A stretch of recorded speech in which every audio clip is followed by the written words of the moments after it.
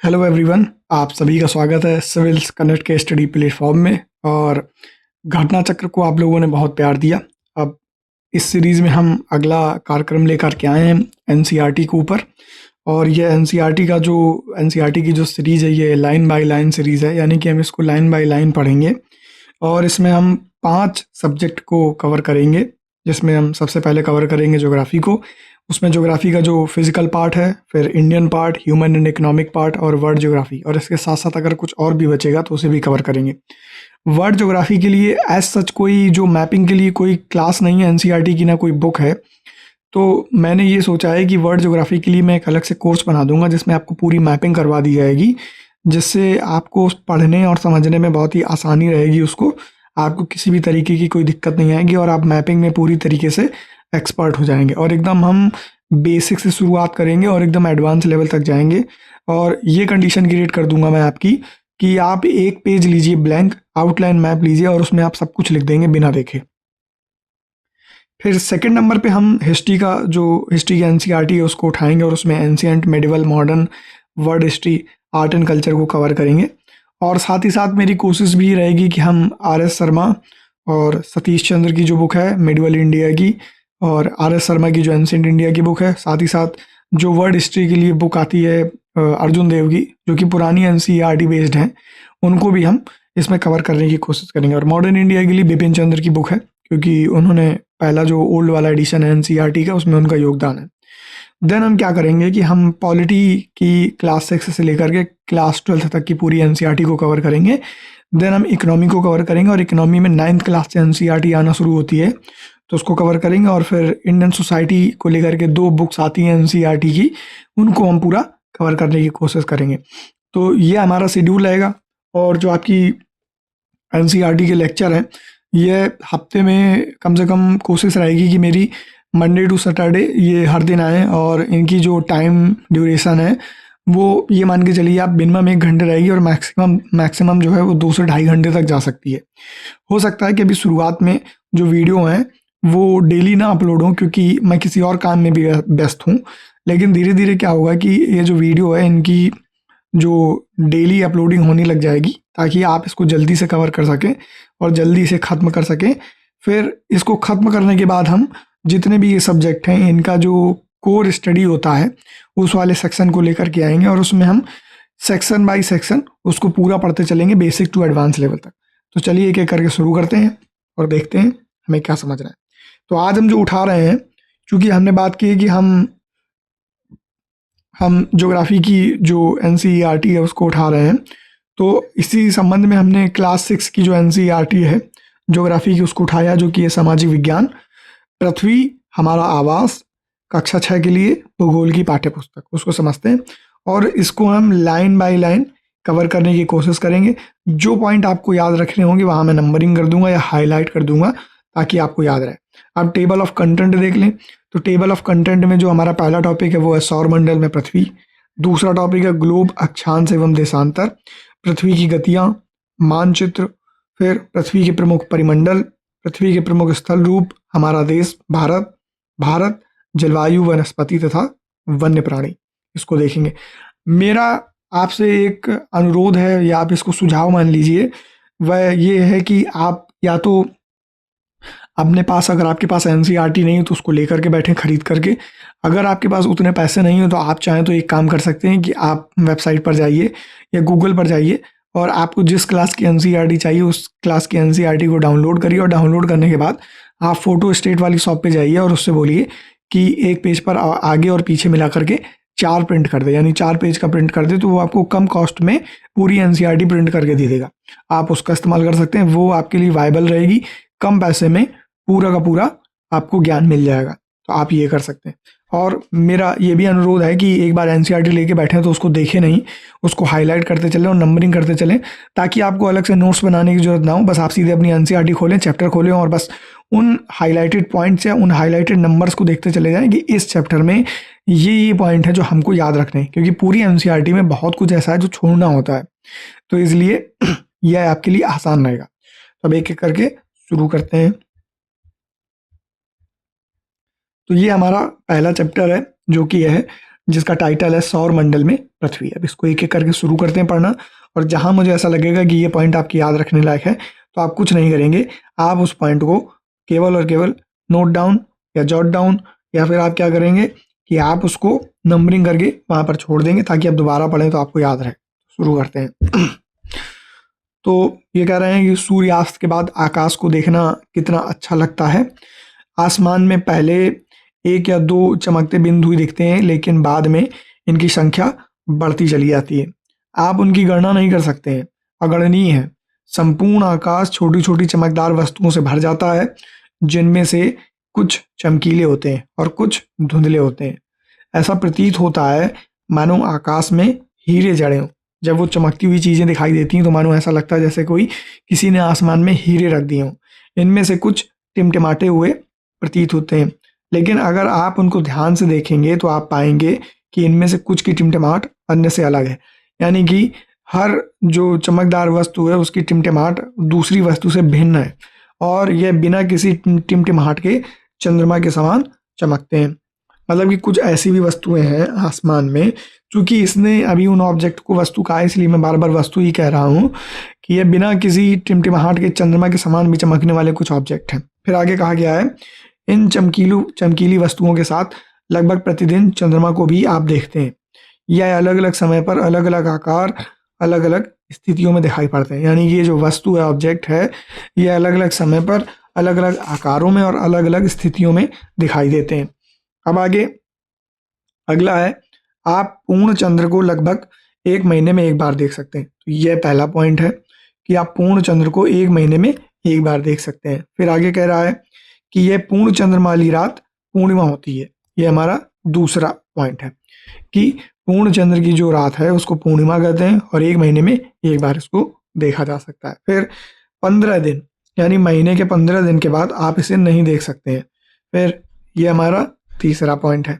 छोटे छोटे पॉइंट हैं, आप चाहे तो उनको क्लब करके भी लिख सकते हैं। फिर अगला है, यह नए चंद्रमा की रात्रि या अमावस्या होती है। तो इसको चौथा पॉइंट कहेंगे हम। अगला आगे है, ऐसी रात में अगर आसमान साफ है तो आप आसमान का अवलोकन अच्छी तरह से कर सकते हैं। यानी कि जो वस्तुएं आपको आसमान में दिखती हैं उनको आप अच्छी तरीके से देख सकते हैं। फिर आगे कहा गया है, क्या आपको इस बात पर आश्चर्य नहीं होता कि हम दिन के समय चंद्रमा एवं इन सभी छोटी चमकीली वस्तुओं को क्यों नहीं देख पाते हैं? ऐसा इसलिए है क्योंकि सूर्य के अत्यधिक तेज प्रकाश के कारण रात के समय चमकने वाली वस्तुओं को हम दिन में नहीं देख पाते। यहाँ वो कारण बताया गया, तो ये हमारा 5वां पॉइंट है। फिर सूर्य, चंद्रमा और वे सभी वस्तुएं जो रात के समय आसमान में चमकती हैं वे खगोलीय पिंड कहलाती हैं। तो ये हमारा 6वां पॉइंट है। फिर अगला, कुछ खगोलीय पिंड, सूर्य, चंद्रमा और रात को चमकने वाली वस्तुएं ये सारी की सारी खगोलीय पिंड कहलाती हैं। कुछ खगोलीय पिंड बड़े आकार के तथा गर्म होते हैं। यह गैसों से बने होते हैं। इनके पास अपनी ऊष्मा और प्रकाश होता है जिससे वे बहुत बड़ी मात्रा में उत्सर्जित करते हैं। किसे उत्सर्जित करते हैं? तो ऊष्मा को और प्रकाश को। इन खगोलीय पिंडों को तारा कहा जाता है, और सूर्य भी एक तारा है। तो ये अपना जो अगला पॉइंट है ये पूरा एक होल पॉइंट है जिसको हम 7 नंबर से डिनोट करेंगे। फिर यहाँ पर इन्होंने एक एक्सपेरिमेंट बताया है, उसको देख लीजिए, आप उसको पढ़ सकते हैं। ये इतना इम्पोर्टेंट भी नहीं है इसलिए मैंने इसको यहाँ पर नहीं बताया है। आगे ये कह रहा है कि रात के समय जो चमकते हुए अनगिनत तारे सूर्य के समान ही हैं, लेकिन हमसे कुछ बहुत दूर होने के कारण हम लोग उनकी ऊष्मा या प्रकाश को महसूस नहीं करते हैं। यानी सूर्य हमसे सबसे नज़दीक है, इसलिए हम उसकी ऊष्मा और उसके प्रकाश को बहुत तेज देख सकते हैं, और वह दिन में भी हमें प्रतीत होता है, ऊष्मा भी और उसका प्रकाश भी। लेकिन यह जो अनगिनत तारे हैं सूर्य की तरह, जिनको हमने शुरू में वस्तु कहा था, वे अत्यंत छोटे होते हैं। इस वजह से हम उनकी ऊष्मा और प्रकाश को देख नहीं पाते हैं, तथा वे अत्यंत छोटे दिखाई पड़ते हैं। यह बात कही गई है। तो यह हमारा 8वां पॉइंट हो गया पूरा, कि हम क्यों नहीं देख पाते हैं, क्यों नहीं महसूस कर पाते हैं। आपने अवश्य ध्यान दिया होगा कि कुछ दूरी से देखने पर सभी वस्तुएं छोटी दिखाई पड़ती हैं। अत्यधिक ऊंचाई पर उड़ रहा हवाई जहाज कितना छोटा दिखाई देता है। आगे चलते हैं। रात्रि में आसमान की ओर देखते समय आप तारों के विभिन्न समूहों द्वारा बनाई गई विविध आकृतियों को देखते हैं। यह नक्षत्र मंडल कहलाते हैं। पहला पॉइंट, जो आकृतियां बनती हैं उनको नक्षत्र मंडल कहते हैं। तो ये हमारा 9वें नंबर का पॉइंट हो गया। फिर आगे आरसा मेजर या बिग बियर इसी प्रकार का एक नक्षत्र मंडल है। तो इसको इसी से लिंक करना है कि नक्षत्र मंडल में एक एग्जाम्पल आरसा मेजर का दिया है और एक एग्जाम्पल बिग बियर का दिया है। बहुत आसानी से पहचान में आने वाला नक्षत्र मंडल है स्मॉल बियर या सप्तऋषि। इसको भी इसी में अटैच करना है कि एक और एग्जाम्पल दिया गया है जिसे हम अपनी भारत की भाषा में सप्तऋषि कहते हैं, खासकर हिंदू जो हमारा माइथोलॉजी है और हिंदू मान्यता हिंदू धर्म के अकॉर्डिंग, और अगर एस्ट्रोनॉमिकल या साइंटिफिक लैंग्वेज में कहें तो उसका नाम स्मॉल बियर रखा गया है। फिर इसी के बारे में बताया गया है कि यह 7 तारों का समूह है जो कि एक बड़े नक्षत्र मंडल आरसा मेजर का ही भाग है। तो आप इसको ब्रैकेट के अंदर आरसा मेजर और उसके अंदर लिखेंगे स्मॉल बियर सप्तऋषि मंडल 7 तारों का समूह। फिर अगला लिखा है, अगली बात कही गई है कि और इसके लिए आप अपने चित्र में भी देख सकते हैं जो ये बता रहा है कि अपनी आंख से देखेंगे तो आपको ध्रुव तारा दिखेगा, कुछ संकेतक तारे दिखेंगे। उत्तर दिशा में ध्रुव तारा दिखता है, पश्चिम और पूर्व उस हिसाब से उसका अवलोकन कर लीजिए और ये आपको एक नक्षत्र मंडल दिख रहा है इस इमेज में। फिर आगे कह रहा है कि अपने परिवार या पड़ोस में किसी बड़े व्यक्ति से कहिए कि वह आपको आसमान में और अधिक तारों, ग्रहों और नक्षत्र मंडलों को दिखाए। प्राचीन समय में लोग रात्रि में दिशा का निर्धारण तारों की सहायता से करते थे। यह एक जनरल पॉइंट है, आप इसको याद रख सकते हैं। जो उत्तरी तारा है वह उत्तर दिशा को बताता है, इसे ध्रुव तारा भी कहा जाता है। यह आसमान में हमेशा एक ही स्थान पर रहता है। हम सप्तऋषि की सहायता से ध्रुव तारे की स्थिति को जान सकते हैं। चित्र में आप देखेंगे कि यदि सप्तऋषि मंडल के संकेतक तारों को आपस में मिलाते हुए एक काल्पनिक रेखा खींची जाए तो उसे आगे की ओर बढ़ाया जाए तो ध्रुव तारे की ओर इंगित करती है। इसकी बात कर रहा है, इस काल्पनिक रेखा की वह बात कर रहा है इसकी। आगे चलते हैं। आगे कहा जा रहा है कि जो कुछ खगोलीय पिंड हैं वे कुछ खगोलीय पिंडों में अपना प्रकाश व ऊष्मा नहीं होती है। यह आपके लिए अगला पॉइंट है, 10वां पॉइंट जो आपको याद करना है। इसमें कहा गया है कि कुछ खगोलीय पिंड ऐसे हैं जिनके पास उनका प्रकाश स्वयं का और उनकी स्वयं की ऊष्मा नहीं होती, वे तारों के प्रकाश से प्रकाशित होते हैं। ऐसे पिंड ग्रह कहलाते हैं। जैसे पृथ्वी हमारा एक ग्रह है, उसके पास अपनी ऊष्मा नहीं है और उसके पास अपना प्रकाश नहीं है, तो ये किससे प्रकाशित होता है? ये सूर्य नाम के तारे से प्रकाशित होता है और उसी की ऊष्मा से यहाँ पर पृथ्वी पर जो कुछ भी घटनाएं घटती हैं उसी से घटती हैं। फिर ग्रह, जैसे कि अंग्रेजी में प्लैनेट कहते हैं, ग्रीक भाषा के प्लेनेटाई शब्द से बना हुआ है जिसका अर्थ होता है परिभ्रमक, यानी कि रेवोल्यूटरी, यानी कि चारों ओर घूमने वाली। जैसे पृथ्वी जिस पर हम रहते हैं वह एक ग्रह है और यह अपना संपूर्ण प्रकाश और ऊष्मा सूर्य से प्राप्त करती है जो पृथ्वी के सबसे नजदीक का तारा है और पृथ्वी को बहुत अधिक दूरी से जैसे चंद्रमा से देखने पर यह चंद्रमा की तरह चमकती हुई प्रतीत होती हुई दिखाई देगी। क्यों? क्योंकि उसको प्रकाश सूर्य से मिल रहा है। यह बात यहाँ बताई गई। और यहाँ एक और तथ्य बताया गया था जो कि है परिभ्रमक। तो पृथ्वी भी परिभ्रमण करती है, किसके? सूर्य का चारों ओर चक्कर करती है और अपनी अक्ष पर भी घूर्णित होती है। अपनी अक्ष पर घूर्णना और एक होता है सूर्य के चारों ओर इस तरीके से चक्कर लगाना। ये दो चीजें हैं। घूर्णना अपनी अक्ष, घूर्णन जो होता है वो अपनी अक्ष पर होता है यानी स्वयं घूमना, और चक्कर लगाने को रेवोल्यूशन कहते हैं। तो ये आपको याद होना चाहिए। अब कुछ रोचक तथ्य दिए हैं, तो यहाँ जो आपको ये बात बताई गई है, यहाँ से आपका 11वें नंबर का पॉइंट बनता है। कहाँ तक? ये पूरा समझने के लिए आप इसको कट शॉर्ट में लिख भी सकते हैं यहाँ पर। और मेरी ये सलाह है कि आप प्लीज़ कोई भी नोट्स मत बनाइए, आप अलग से कोई पेपर मत लीजिए, उस पर नोट्स मत बनाए। आप इसी एनसीईआरटी को गंदा करिए, इसी एनसीईआरटी में पेंसिल लीजिए और उसके बाद उसको एनोटेट करना शुरू करिए और यहीं पर सब कुछ लिखना शुरू करिए ताकि आपको कुछ भी दूसरा भार ना उठाना पड़े। यही उठाइए और इसी से पढ़ने लग जाइए। आगे इसमें इन्होंने कुछ एक रोचक तथ्य दिया है और वो कहा गया है कि पृथ्वी की तरह ही बृहस्पति, शनि और यूरेनस नाम के ग्रह हैं। इनके चारों ओर छल्ले होते हैं। छल्ले क्या होते हैं? इनके चारों ओर, जैसे ये ग्रह है इसके चारों ओर एक रिंग होगी। यह छल्ले विभिन्न पदार्थों के असंख्य छोटे छोटे पिंडों से बनी पट्टियां हैं। यानी कि ऐसे मान लीजिए कि एक सैटर्न नाम का ग्रह है जिसको शनि कहते हैं हिंदी में, उसके चारों ओर एक वलय है, छल्ला है। वह क्या है? वह छोटे छोटे एस्ट्रॉइड और टूटे हुए जो मलबे हैं जिन्हें हम क्या कहते हैं, उल्का पिंड कहते हैं या क्षुद्र ग्रह कहते हैं, उनसे वो बना हुआ है। अब यह क्या करते हैं कि इसके चारों ओर एक निश्चित दिशा में चक्कर लगाना शुरू करते हैं और उनकी अपनी एक गति होती है और यह अलग अलग वलियों में होते हैं। यानी कि वलय के कई लेयर होंगे, एक वलय, फिर दूसरा वलय, फिर तीसरा वलय, जो एक दूसरे के ऊपर लंबवत अक्ष पर टिके रहते हैं। क्यों? क्योंकि उनको एक गुरुत्वाकर्षण मिलता है उसके मूल ग्रह से। फिर पृथ्वी से इन छल्लों को शक्तिशाली दूरबीन की सहायता से देखा जा सकता है। आप यूट्यूब पर जाएंगे, आपको दिखेगा, आप आसानी से दूरबीन से इनको देख सकते हैं। अब आते हैं अगली बात। तो 11 पॉइंट हमने अभी तक पढ़े हैं इस चैप्टर में। अब आते हैं, यह है हमारा पूरा का पूरा जो कि हमारा सोलर सिस्टम है। अब इसको समझने की कोशिश कर रहे हैं। ये डायग्राम जो है वो वर्टिकल बना है, ये हॉरिजॉन्टल नहीं है, तो प्लीज आप अपना फोन टिल्ट करके देख लीजिएगा। तो देखिए, हमारा जो तारा है वो कौन है? वो है हमारा तारा सूर्य, जिससे हमें प्रकाश और ऊष्मा मिलती है। अब एक पूरी की पूरी जो सोलर सिस्टम है उसमें कई सारे ग्रह हैं। हमारा जो सोलर सिस्टम है उसमें कितने ग्रह हैं हम उनको समझते हैं। सबसे पहले नंबर पर जो हमारा ग्रह आता है वह है बुध, जिसको हम अंग्रेजी में मरकरी कहते हैं। फिर इसके बाद जो आता है वो है हमारा कौन सा?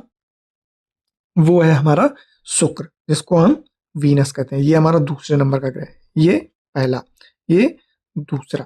फिर पृथ्वी आता है, पृथ्वी हमारा तीसरे नंबर का ग्रह, यह हमारा तीसरा ग्रह, जिसे हम नीला ग्रह भी कहते हैं। फिर आता है हमारा मंगल, ये पृथ्वी से कुछ छोटा है और ये हमारा चौथे नंबर का ग्रह।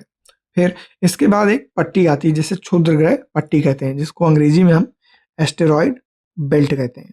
क्या कहते हैं? एस्टेरॉयड बेल्ट कहते हैं। कई बार आपने ये सुना होगा कि कोई क्षुद्र ग्रह मंगल से टकराते हुए या मंगल की कक्षा में न जा करके उससे विचलित होते हुए पृथ्वी की कक्षा या उसके बगल से गुजर गया है। तो ये क्षुद्र ग्रह जो है ये ज़्यादातर इसी पट्टी से आते हैं। अब ये इधर भी जाते हैं और इधर भी जाते हैं। जब ये मंगल की कक्षा को पार करके पृथ्वी की कक्षा में एंटर कर जाते हैं तब ये पृथ्वी के निकट से गुजरते हैं या पृथ्वी के वातावरण में प्रवेश करते हैं। कई बार ये पृथ्वी के वातावरण में प्रवेश करने के बाद पूरी तरीके से नहीं जलते हैं, तो यह जिस स्थान पर गिरते हैं वहाँ एक क्रेटर बनाते हैं। जैसे कि महाराष्ट्र में एक लोनार नाम की लेक है, वो किसी क्षुद्र ग्रह के गिरने से ही बनी है, जो कि एक क्रेटर लेक है। अब यह कई बार इधर भी चले जाते हैं, तो ये बृहस्पति या अगर सैटर्न तक की यानी शनि की यात्रा कर लेते हैं तो वहां भी चले जाते हैं। इसी क्रम में हमारा जो पांचवा ग्रह है वो है हमारा बृहस्पति। ये अब अगला है शनि। शनि हमारे कौन से नंबर का ग्रह है? शनि हमारा 6th नंबर का ग्रह है। फिर अगला है, शनि को हम अंग्रेजी में सैटर्न कहते हैं और बृहस्पति को जुपिटर कहते हैं और मंगल को मार्स कहते हैं, और अर्थ आप जानते हैं हमारी पृथ्वी है। फिर हमारा जो 7वें नंबर का ग्रह है वो है यूरेनस, जिसको हम अरुण भी कहते हैं हिंदी में, लेकिन सर्वमान्य अब आप इसको अगर यूपीएससी का पेपर या कोई भी मेंस पेपर लिख रहे हैं तो आप इसे यूरेनस लिख सकते हैं, उसमें कोई भी दिक्कत नहीं होगी, बशर्ते आप उसको हिंदी में लिखिए यूरेनस, अंग्रेजी में मत लिखिए अगर आपका मीडियम हिंदी है तो। फिर आगे अगला और 8वां है हमारा अंतिम, नेपच्यून। लेकिन बचपन में आपने पढ़ा होगा कि एक और ग्रह था 9वें नंबर का जिसका नाम था प्लूटो या यम जिसको हम कहते थे, लेकिन रॉयल एस्ट्रोनॉमिकल सोसाइटी है उसने कुछ टाइम बाद क्या किया कि जो प्लूटो है उसको बौने ग्रह की श्रेणी में कर दिया, क्योंकि वो कुछ मानदंड हैं उन पर खरा नहीं उतरता था, इसलिए उसको हमने बौना ग्रह बनाते हुए अलग कर दिया। हमारे सोलर सिस्टम में अब सूर्य जो हमारा तारा है सोलर सिस्टम का, जो हमारे सेंटर में है, और उसको जोड़ते हुए टोटल अन्य 8 ग्रह हैं जिनको हम देखते हैं। अब इनको देखते हैं। अब यहाँ कहा गया है जो बुध है इसके बारे में कुछ डिटेल दी गई है उसको देखते हैं, और उससे पहले कहा गया है कि यहाँ दूरी जो है 1 मिलियन यानी 10 लाख के रूप में दी गई है। अब इसको समझने की कोशिश करते हैं। तो बुध जो है, अब मैं हाईलाइट नहीं करूंगा क्योंकि बहुत छोटा है, पर फिर भी मैं आपको थोड़ा सा इसको बड़ा करके आपको दिखा दूंगा ताकि आपको सहज और सुलभ हो जाए देखना। तो यहाँ कहा गया है कि जो बुध है वह सूर्य के चारों ओर एक परिक्रमण, जो कि सूर्य के चारों ओर घूमना है, वो 88 दिन में पूरा करता है, और अपने अक्ष पर जो घूमना है उसको 59 दिन में वह पूरा कर लेता है। तो सूर्य के चारों ओर घूमेगा 88 दिन में, और अगर अपने अक्ष पर घूमेगा तो 59 दिनों में पूरा कर लेगा। फिर आता है हमारा शुक्र, जो कि दूसरे नंबर का ग्रह है, और यह सूर्य के चारों ओर एक जो परिक्रमण है वो 255 दिन में पूरा कर लेता है, और अपने अक्ष पर जो है घूर्णन 243 दिन में कर लेता है। आपको लग रहा होगा ये क्या ही बकवास बातें और इतनी सिंपल बातें बता रहे हो आप, तो मेरा ये मानना है कि तैयारी जब हम करनी चाहिए तो एकदम बेसिक, इतने बेसिक लेवल से करनी चाहिए। कई बार सवाल इतना बेसिक बन के आता है वो आपको टफ लगने लग जाता है, और फिर आप एग्जाम में ये सोचते हो कि मैंने तो ये पढ़ा ही नहीं, या मैं तो चूक गया, मुझे देखना चाहिए था। तो वो बाद में जो पछतावा है ना वो ना रहे, इसलिए इतना बेसिक से इसको बताया जा रहा है। और आपको ऐसा लगा होगा आप तो एकदम बच्चों की तरह ट्रीट कर रहे हो, तो हाँ ऐसा है। उसका कारण सिंपल सा है, ताकि आपके लिए कुछ भी छूटे नहीं, आपको सब पता होना चाहिए, ताकि आप अपने एग्जाम में कुछ अंक एक्स्ट्रा बढ़त लेकर के ही चलो, ताकि आप सेफ और सिक्योर रहो। अगला अगला जो हमारा ग्रह है वो हमारी पृथ्वी है। अब आपको सबको पता होगा कि वो सूर्य के चारों ओर 365 दिन में एक चक्कर लगाती है, और अपने अक्ष पर घूमने के लिए 24 घंटे या एक दिन में चक्कर लगाती है। अभी ये 24 घंटे मैं बोल रहा हूँ, पर कुछ दिन बाद ये 23 घंटे और पूरा 56 मिनट और 4 सेकंड इस तरीके से पूरा हो जाएगा। फिर यह जो है, इसके पास एक उपग्रह भी है, जो कि इसका नेचुरल उपग्रह है, जो है इसका चंद्रमा। इसका नाम चंद्रमा है उपग्रह का। फिर मंगल पे आते हैं। मंगल जो है सूर्य के चारों ओर एक परिक्रमण 687 दिन में करता है।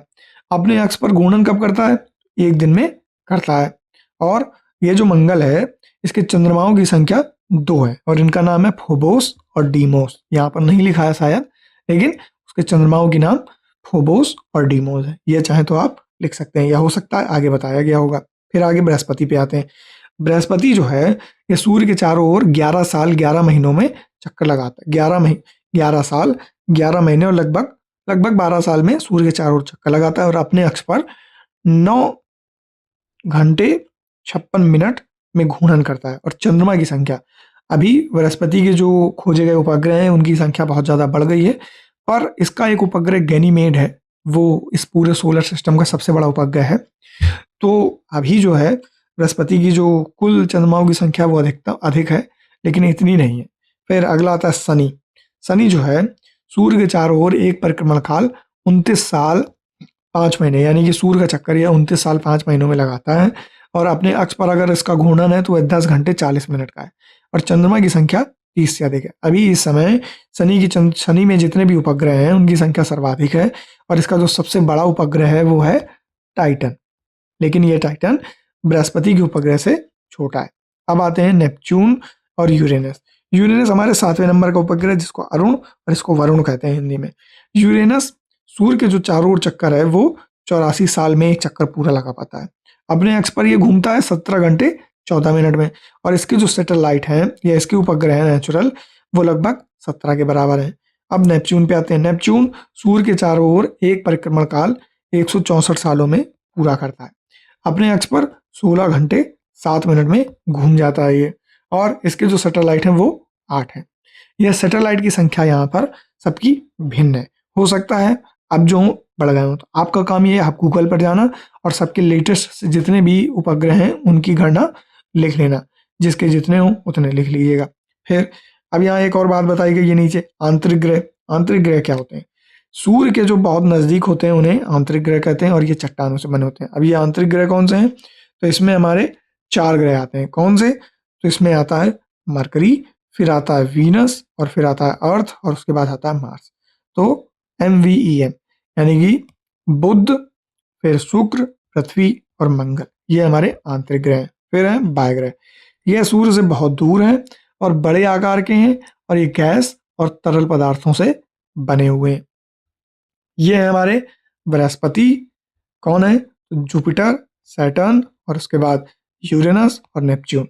तो ये बृहस्पति, ये शनि, और ये यूरेनस और नेपच्यून, ये अरुण या वरुण, ये हमारे तरल पदार्थों और गैसें से बने हुए हैं। और ये जो ग्रह हैं ये हमारे सूर्य के बाह्य ग्रह का हिस्सा है। तो हमने इस पेज पर हमने ये सारी चीजें देख ली। अब आते हैं अगला। आगे कहा गया है कि आसमान में दिखने वाला चंद्रमा एक उपग्रह है। यह हमारी पृथ्वी का सहचर है, यानी कि पृथ्वी के साथ साथ जीवन जी रहा है। इसका भी एक जीवन काल है। इसके चारों ओर, पृथ्वी के चारों ओर यह चक्कर भी लगाता है। और हमारी पृथ्वी के समान ही 7 अन्य ग्रह हैं जो सूर्य से प्रकाश व ऊष्मा प्राप्त करते हैं। यानी कि मैंने शुरू में ही बताया कि ग्रह उन्हें कहते हैं जिनके पास स्वयं का प्रकाश और ऊष्मा नहीं होती। हमारे सौरमंडल में सूर्य जो कि एक तारा है जिसके पास स्वयं का प्रकाश और उसकी ऊष्मा है, और उस ऊष्मा के माध्यम से हमारे सौरमंडल में कुल 8 ग्रह हैं अभी, जिसमें से बुध, शुक्र, पृथ्वी, मंगल, बृहस्पति, शनि और यूरेनस, नेपच्यून, ये इतने ग्रह हैं। ये सभी सूर्य से प्रकाश व ऊष्मा प्राप्त करते हैं और उनमें से कुछ के पास अपने चंद्रमा भी है। चाहे तो आप इसको पॉइंट बना सकते हैं, चाहे तो नहीं बना सकते। अब ये जो 12वां पॉइंट है इसको ध्यान से याद रखिएगा।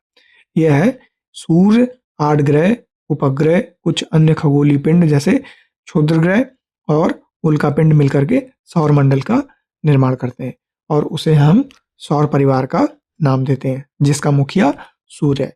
सूर्य को मुखिया इसलिए बनाया गया है कि उसके पास स्वयं की ऊष्मा और स्वयं का प्रकाश है, इसलिए हमने उसको उसका मुखिया बनाया है। अब इन ग्रहों पर जाने से पहले हम कुछ ये जो बॉक्स बने हैं इनको जानने की कोशिश करते हैं। अब इसमें पहला जो बॉक्स है वो कहा गया है कि पौराणिक जो रोमन कहानियां हैं उसमें सोल सूर्य देवता को कहा जाता था और सौर शब्द का अर्थ है सूर्य से संबंधित होना, इसीलिए सूर्य के परिवार को सौर मंडल कहा जाता है।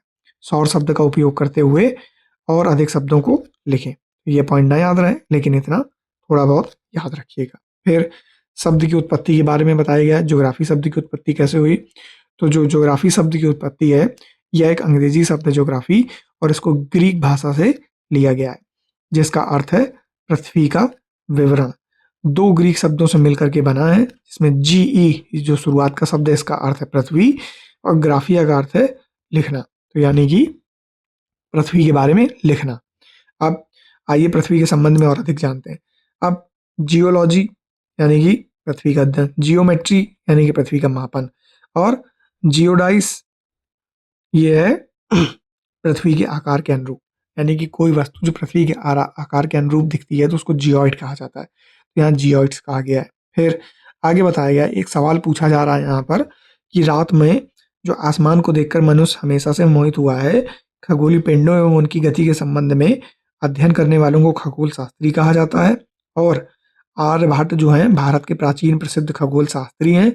आज विश्व के सभी भागों में खगोल व ब्रह्मांड के रहस्यों को खोजने में लगे हुए हैं। यह बात यहाँ बताई गई है। अब हम आते हैं अपने सोलर सिस्टम के मुखिया पे, जो कि हमारा है सूर्य। इसके बारे में जानते हैं। तो यह आपका 13 पॉइंट है, एक पूरा पॉइंट है, इसको देखिएगा। सूर्य जो है सौर मंडल के केंद्र में स्थित है। यह बहुत बड़ा है और अत्यधिक गर्म गैसों से बना हुआ है। यह इसकी विशेषता को बताने वाला पॉइंट है कि उसका आकार बहुत बड़ा है और यह गर्म गैसों से बना हुआ है। फिर जो इसका खिंचाव बल यानी इसका ग्रेविटेशनल फोर्स है, इससे सौर मंडल को बांधे रखा जाता है। जो सोलर फोर्स है इससे सौर मंडल एक जगह पर सधा हुआ है। जैसे आपने देखा होगा पृथ्वी एक अपनी नियत कक्षा में ही बनी हुई है और वहीं से वह सूर्य के चारों ओर चक्कर लगाती है और स्वयं भी अपने अक्ष पर चक्कर लगाती है।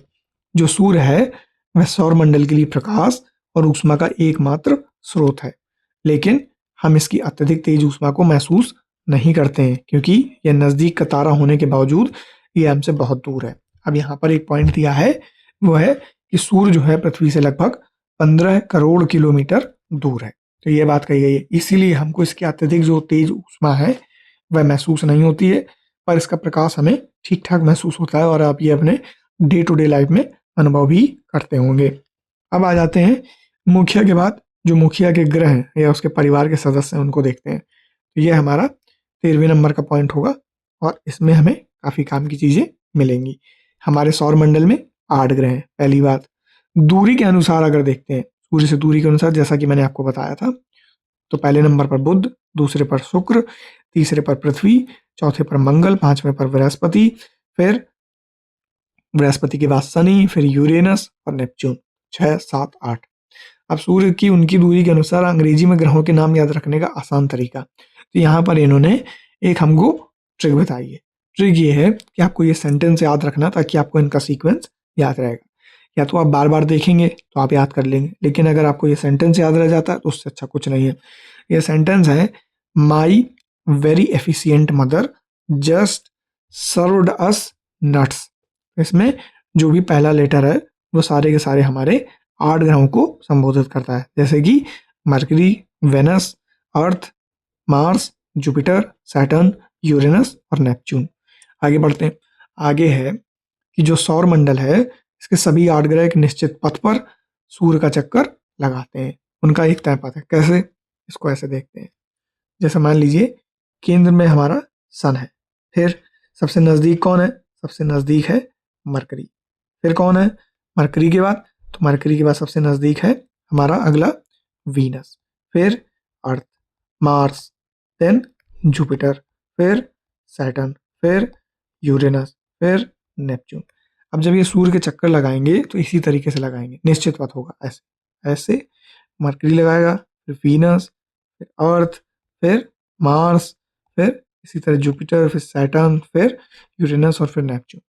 फिर आगे बताया गया है कि ये जो रास्ते हैं ये दीर्घ वृत्ताकार फैले हैं। ये देखिए वृत्त आपको पूरा का पूरा वृत्त नहीं दिख रहा होगा, ये वृत्त कहीं से चौड़ा है, कहीं से चपटा है और कहीं से दबा हुआ है, तो ये दीर्घ वृत्ताकार है। और ये जो वृत्ताकार वृत्त जो परिपथ है इसी को कक्षा कहा जाता है। ये पूरी की पूरी एक जो चक्कर है ये कक्षा कहलाता है इस तरीके से। फिर आगे कहा गया है जो बुध है वह सूर्य के सबसे नज़दीक है। अपनी कक्षा में सूर्य के चारों ओर एक चक्कर लगाने में से केवल 88 दिन लगते हैं और शुक्र को पृथ्वी का जुड़वां ग्रह माना जाता है। क्यों माना जाता है इसे भी जानेंगे। इसमें कहा गया है क्योंकि इसका जो आकार है, आकृति है, लगभग पृथ्वी के ही समान है, इसलिए इसको जुड़वां ग्रह कहा जाता है और इसको मॉर्निंग स्टार भी कहा जाता है। अगला, अभी तक प्लूटो को भी एक ग्रह माना जाता था जो कि मैंने आपको बताया, लेकिन अंतरराष्ट्रीय खगोलीय संगठन ने अपनी बैठक 2006 में यह निर्णय लिया कि कुछ समय पहले खोजे गए अन्य खगोलीय पिंड 2003 यूबी 313 जिसका नाम है सिरस तथा प्लूटो बौने ग्रह कहे जा सकते हैं। इस वजह से अब प्लूटो को हम एक ग्रह नहीं मानते हैं, उसे हम बौना ग्रह मानते हैं। यह बात यहाँ तक हो गई। फिर अब आते हैं हमारे उपग्रह पे, हमारे ग्रह पे जो कि है पृथ्वी। अब इसको देखते हैं। सूर्य से दूरी के हिसाब से पृथ्वी तीसरा उपग्रह है। आकार में यह पांचवा सबसे बड़ा ग्रह है, यानी कि अगर आप आकार देखें तो ये पांचवा सबसे बड़ा ग्रह है। क्यों? क्योंकि यह बृहस्पति, शनि और यूरेनस और नेपच्यून के बाद पांचवा सबसे बड़ा ग्रह माना जाता है। फिर उसके बाद मार्स और उसके बाद वीनस और उसके बाद कौन आ जाएगा? उसके बाद आ जाएगा मरकरी। यह जो है जो ध्रुव है हमारे उससे थोड़ी चपटी है। यह बात यहाँ पर बताई गई है। क्या बताया गया है? कि यह ध्रुवों से चपटी है। किस तरीके से? तो इस तरीके से, जैसे यहाँ मैंने बताया, यहाँ से ये थोड़ी सी चपटी, यह बात इसमें बताई गई है। फिर यही कारण है कि पृथ्वी के एक उसका अपना एक आकार है जिसको हम भूआब कहते हैं। क्या कहते हैं इसको? हम भूआब कहते हैं, जिसको हम अंग्रेजी में जियोइड शेप का कहते हैं या ऑब्लीट एस्फेरॉइड, ये इसके नाम अंग्रेजी में हो जाते हैं, लेकिन जियोइड आप कह सकते हैं। अब जो भूआब है इसका क्या अर्थ है? पृथ्वी के समान आकार का। कहाँ हमने देखा था इसको? हमने यहाँ पर देखा था जब मैंने आपको ये बात बताई थी। फिर आगे बताया गया है कि जीवन के अनुकूल परिस्थितियां संभवतः केवल पृथ्वी पर ही पाई जाती हैं। अभी तक तो यही ज्ञात है। पृथ्वी ना तो अधिक गर्म है और ना ही अधिक ठंडी है। यहाँ पानी व वायु उपस्थित है जो हमारे जीवन के लिए आवश्यक है। वायु में जीवन के लिए आवश्यक गैसें जैसे ऑक्सीजन मौजूद है। इन्हीं कारणों से पृथ्वी सौर मंडल का सबसे अद्भुत ग्रह माना जाता है। अंतरिक्ष से अगर आप इसको देखेंगे तो यह नीले रंग का दिखाई पड़ता है क्योंकि इसकी जो 2/3 सतह है वह पानी से ढकी हुई है, इसलिए इसे नीला ग्रह भी कहा जाता है। यह बात यहाँ में बताई गई है। फिर यहाँ एक बात बोली गई है कि क्या आप जानते हैं कि प्रकाश की जो गति है वो 3 लाख किलोमीटर प्रति सेकेंड है और इस गति के बावजूद सूर्य के प्रकाश को पृथ्वी तक पहुंचने में लगभग 8 मिनट का समय लगता है, क्योंकि सूर्य हमसे 15 करोड़ किलोमीटर दूर है। इस वजह से इतना समय हमें लगता है। अब आगे आ जाइए। आगे है पृथ्वी का ही जो उपग्रह है नेचुरल, वो है चंद्रमा। उसके बारे में बताया गया। हमारी पृथ्वी के पास केवल एक उपग्रह है चंद्रमा। इसका जो व्यास है पृथ्वी के व्यास का केवल 1/4 है और यह इतना बड़ा है, यह इतना बड़ा इसलिए प्रतीत होता है क्योंकि यह हमारे ग्रह से अन्य खगोलीय पिंडों की अपेक्षा नज़दीक है। यानी कि जो चंद्रमा है उसका जो व्यास यानी डायामीटर है, उसकी गोलाई है ये पूरी की पूरी, यह जो है यह पृथ्वी का 1/4 है। यानी पृथ्वी का जितना भी व्यास होगा उसका 1/4 है, लेकिन यह जो है पृथ्वी के बहुत ही नज़दीक है, इसलिए हमें इतना बड़ा प्रतीत होता है। और यह हमारे ग्रह से अन्य खगोलीय पिंडों की अपेक्षा नजदीक है। यही इसका कारण था जो मैंने आपको बताया। अभी हमसे कितना नजदीक है, तो यह हमसे लगभग 3,84,400 किलोमीटर दूर है। जैसे सूर्य हमसे कितना दूर है, तो 15 करोड़ किलोमीटर है। लेकिन वहीं अगर चंद्रमा को देखें तो हमसे 3 लाख किलोमीटर, लगभग 4 लाख किलोमीटर दूर है। अब आप पृथ्वी से सूर्य एवं चंद्रमा की दूरियों की तुलना कर सकते हैं, जो बात मैंने आपको पहले ही बताई। अब यहाँ कुछ और बॉक्स हैं, उनको जानते हैं। जो नील आर्मस्ट्रॉन्ग है, वह पहले व्यक्ति थे जिन्होंने 21 जुलाई 1969 को सबसे पहले चंद्रमा की सतह पर कदम रखा। अब यहाँ ये कह रहे हैं कि ऐसा पता करो कि क्या कोई भारतीय है जो चंद्रमा पर गया हो। अभी तक कोई भारतीय नहीं है जो चंद्रमा पर गया है। हमारा सिर्फ और सिर्फ चंद्रयान मिशन 3 और चंद्रयान मिशन 1 ये सफल हुए हैं, जिन्होंने चंद्रमा के संबंध में कुछ जानकारियों को जुटाने की कोशिश की है। आगे उपग्रह के बारे में जानते हैं। तो उपग्रह एक खगोलीय पिंड होता है जो ग्रहों के चारों ओर उसी प्रकार चक्कर लगाता है जिस प्रकार ग्रह सूर्य के चारों ओर चक्कर लगाते हैं। जैसे हमारा सन, हम इसके चारों ओर हमारी अर्थ चक्कर लगाती है। अब अर्थ के चारों ओर हमारा मून चक्कर लगाएगा, इस तरीके से। आगे आगे कहा गया मानव निर्मित उपग्रह। तो मानव निर्मित उपग्रह जो है वह एक कृत्रिम उपग्रह, कृत्रिम पिंड होते हैं और ये वैज्ञानिकों के द्वारा बनाए जाते हैं, जिनका उपयोग ब्रह्मांड के बारे में जानकारी प्राप्त करने और पृथ्वी पर संचार माध्यम के लिए किया जाता है। रॉकेट के द्वारा अंतरिक्ष में भेजा जाता है, पृथ्वी की कक्षा में स्थापित कर दिया जाता है। जैसे भारत के कुछ हैं, इनसेट, IRS, डूसैट इत्यादि। कैसे भेजते हैं? रॉकेट से इसको इतने वेग से भेजा जाता है कि पृथ्वी की जो कक्षा है उसको पार कर जाए, और पार करने के बाद इसको स्पेस में छोड़ दिया जाता है और उसको एक नियत कक्षा में स्थापित कर दिया जाता है। वहाँ से वो धीरे धीरे अपनी पोजीशन को पृथ्वी की गति और दिशा के हिसाब से बदलता रहता है। जो नेचुरल उपग्रह हैं वो अंतरिक्ष से आते हैं, अंतरिक्ष में बनते हैं, उन्हीं से व्याप्त होते हैं, उन्हीं से निकलते हैं। और जो मैन मेड उपग्रह हैं उसको उसको देशों के अंदर, हमारी पृथ्वी के अंदर जो लोग हैं, वैज्ञानिक हैं, वो बनाते हैं और पृथ्वी की कक्षा में भेजते हैं। और इसको उपग्रह इसलिए कहते हैं क्योंकि ये भी हमारे ग्रह की चक्कर लगाते हैं, लेकिन ये मानव निर्मित होते हैं, इसलिए हम इनको भी उपग्रह कह देते हैं। आगे चलते हैं। तो यहाँ तक हो गया। अब आपने कितने पॉइंट पढ़ लिए? तो आपने 13 पॉइंट पढ़, आपने 14 पॉइंट यहाँ तक पढ़ लिए थे। उसके बाद आपका अगला पॉइंट हो जाएगा पृथ्वी, यानी 15वां पॉइंट। आपको क्या करना है, इनको कट शॉर्ट एकदम बहुत ही सहज भाषा में कम से कम शब्दों का इस्तेमाल करते हुए अधिक से अधिक तथ्यों को सम्मिलित करना है। फिर ये हमारा 16वें नंबर का पॉइंट हो गया। अब साथ ही साथ आप इनको भी कहीं ना कहीं एडजस्ट कर सकते हैं। फिर आगे आते हैं। आगे है चंद्रमा जो है पृथ्वी के चक्कर लगभग 27 दिन में पूरा कर लेता है, और इतने ही समय में ये अपने अक्ष पर एक चक्कर भी पूरा करता है। यानी कि चंद्रमा को अगर पृथ्वी का चक्कर पूरा करना है तो इसके लिए उसको 27 दिन लगेंगे, और अगर इसको अपने अक्ष पर भी घूमना है तो उसमें भी इसको लगभग 27 दिन का ही समय लगेगा। जैसे पृथ्वी अपने अक्ष पर घूमती है तो एक दिन 24 घंटे में घूम जाती है, और अगर सूर्य का चक्कर लगाना होता है तो 365 दिनों का समय लेती है। फिर आगे बताया गया है कि इसके परिणाम स्वरूप पृथ्वी से हमें चंद्रमा का केवल एक ही भाग दिखाई पड़ता है। हम चंद्रमा का एक ही हिस्सा देख पाते हैं, ये वाला, मतलब कि हम आधा हिस्सा ही देख पाते हैं, पूरा दूसरा हिस्सा नहीं देख पाते। जो चंद्रमा है इसकी परिस्थितियां जीवन के लिए अनुकूल नहीं है, क्योंकि अभी तक यहाँ पानी के स्रोत तो ज्ञात हुए हैं पर वायु जैसा कोई स्रोत भी ज्ञात नहीं हुआ। इसकी जो सतह है वह पर्वत है, मैदान एवं गड्ढा युक्त है, जो चंद्रमा की सतह पर छाया बनाते हैं। इसलिए जब आप चंद्रमा को देखते हैं यहाँ से, पृथ्वी से, अपनी आंखों से, तो आपको लगता होगा कि चंद्रमा में दाग है। वो दाग नहीं है, वो पर्वतों, मैदानों की वजह और गड्ढों की वजह से छायादार एक प्रतीक बनता है, वही उसको कालिमा युक्त बनाता है। और पूर्णिमा के दिन चंद्रमा पर इनकी छाया को देखा जा सकता है। अगर आप इसको चंद्रमा का सबसे उज्जवल रूप देखना चाहें उसकी छाया के साथ, तो वो पूर्णिमा के दिन देखा जा सकता है। और इसके ठीक 15 दिन बाद क्या आती है? अमावस्या आती है, जब आप आसमान में सबसे अच्छे तरीके से और एकदम स्पष्ट तरीके से आप तारों का अवलोकन कर सकते हैं। ये बात बताई गई, तो हमने ये पॉइंट भी इसी में कवर कर लिया। अब चलते हैं हम अगले पॉइंट की तरफ। तो हमारा अगला पॉइंट है 17वां नंबर। ये क्या कह रहा है? ये क्षुद्र ग्रहों के बारे में बता रहा है। आप बगल में एक इमेज दिख रही होगी आपको, ये इमेज में आप एक क्षुद्र ग्रह को देख भी सकते हैं। यहाँ कहा गया है कि तारों, ग्रहों और उपग्रहों के अतिरिक्त असंख्य छोटे छोटे पिंड भी सूर्य के चारों ओर चक्कर लगाते हैं। इन पिंडों को ही क्षुद्र ग्रह कहा जाता है। ये मंगल और बृहस्पति की कक्षाओं के बीच पाए जाते हैं और वैज्ञानिकों के अनुसार जो क्षुद्र ग्रह हैं वह ग्रह के ही भाग होते हैं या उनसे टूट करके विखंडित होकर के अलग हुए होते हैं, जो कि बहुत पहले विस्फोट के बाद ग्रहों से टूट करके ही विखंडित होकर के ही अलग हो चुके होते हैं।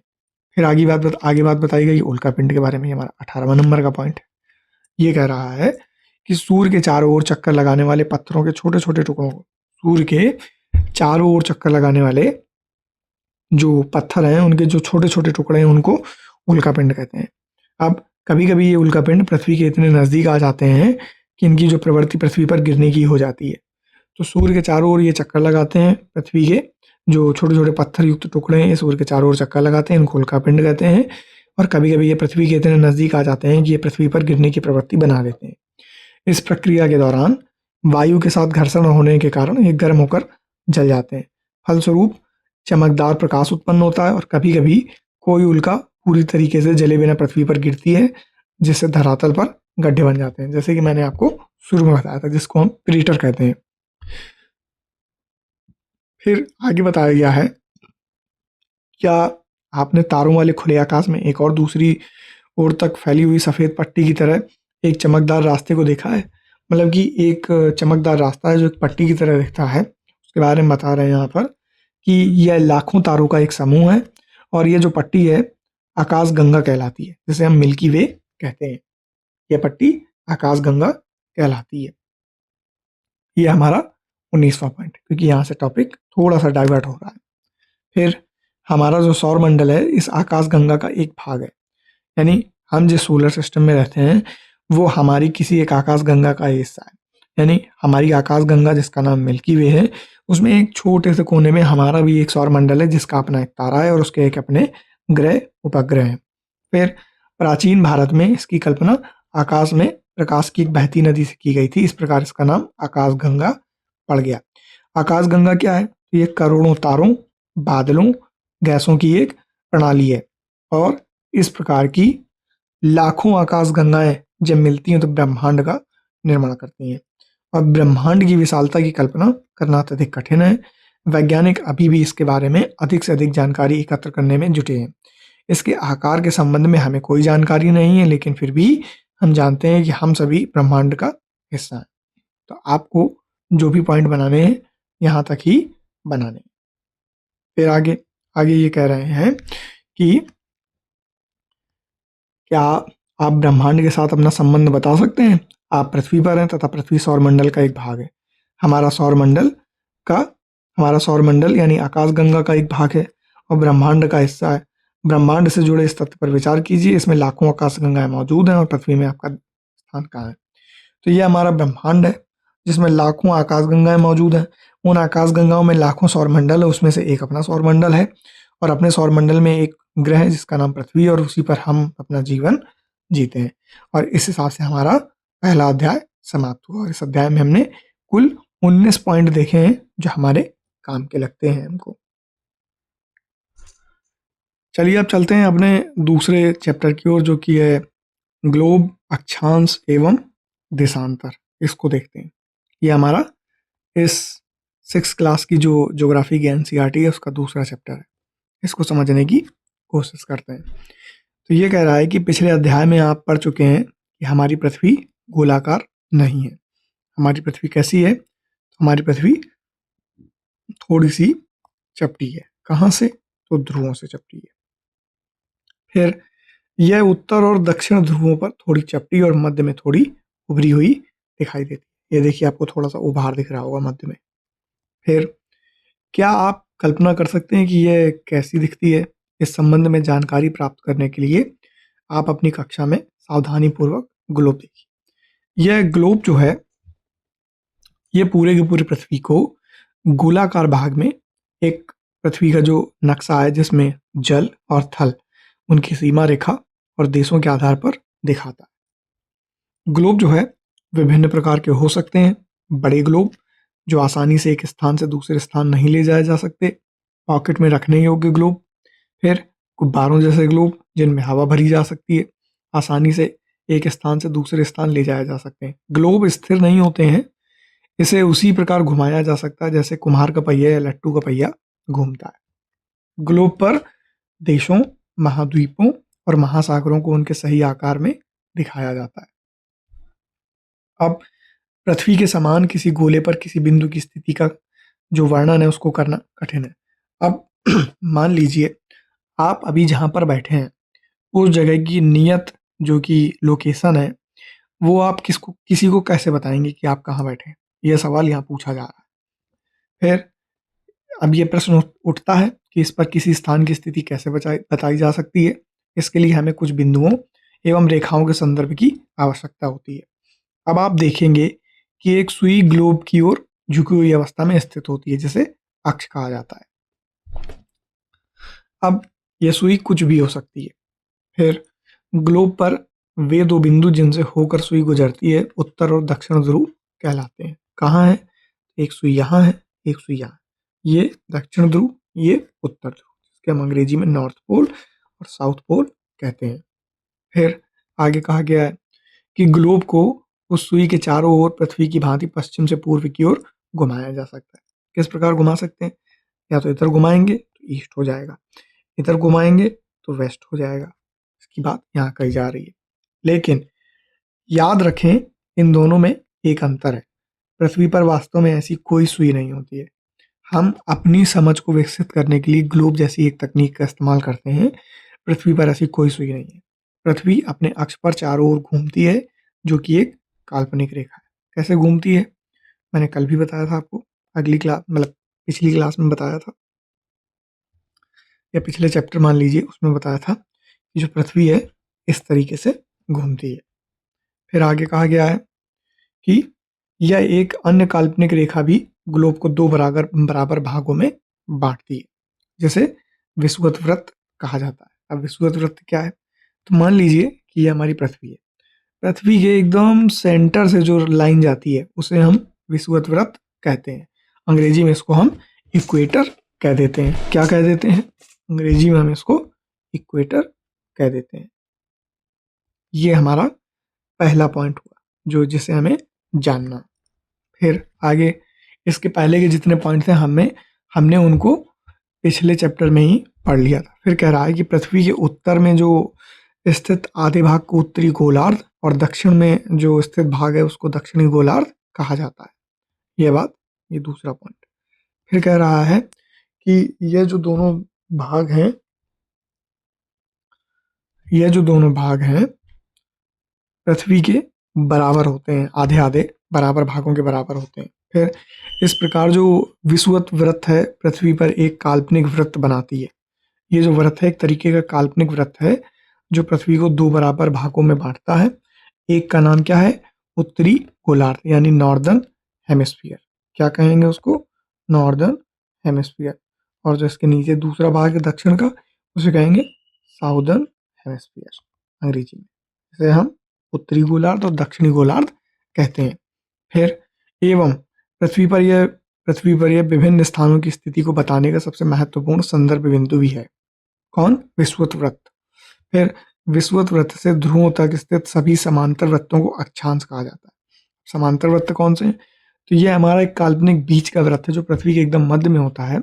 उसी के बराबर कुछ समांतर दूरी पर वृत्त खींचे जाते हैं जिनको हम अक्षांश कहते हैं। जैसे यह एक 20 डिग्री का उत्तरी अक्षांश, फिर 40 डिग्री का उत्तरी अक्षांश, फिर 60 डिग्री का उत्तरी अक्षांश, फिर 80 डिग्री का।